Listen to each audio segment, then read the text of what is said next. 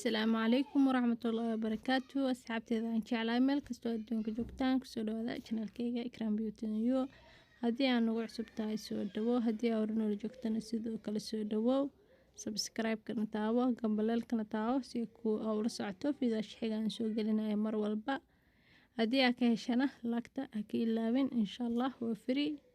So lagta naga xastiin, lagta haddii aad fiirsato lagta ii saar insha Allah.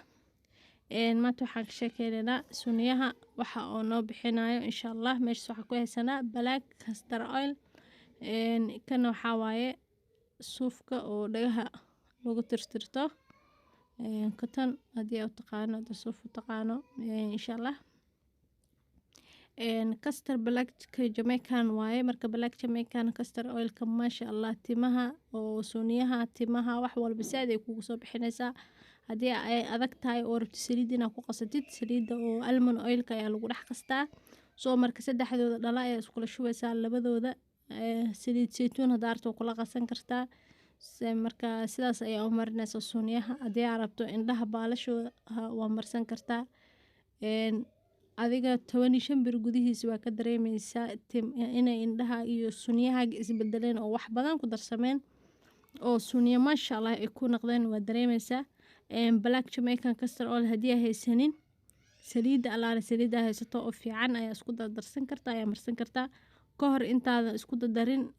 korkaada meel ka mid ah sunniyahada agtiisa indhaada agtiisa ku tijaabi inaa wax reaction oo ka qaadaysid inaa xasaasiye qabta, laakiin waxba ma kaa dhibayso masha Allah aad u fiican tahay.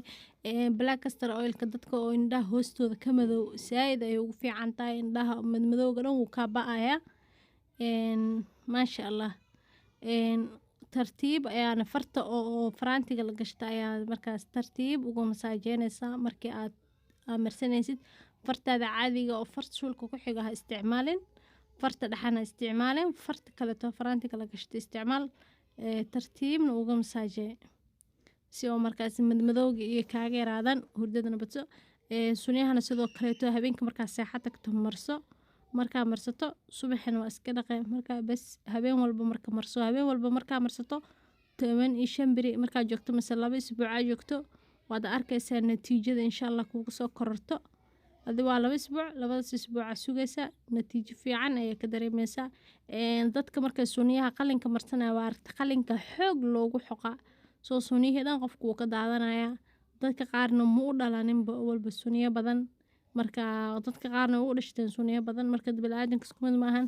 soo marka haddii aad sunniyaha jeceshahay inaad sunniyo badan hesho sidaas samee.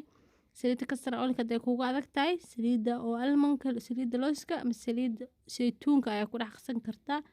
midda markaas ku fiican sidaas ayaa ugu masaajeynaysaa insha Allah. haddii aad ka heshin channelka hadda ha ka ilaawina like, share, comment.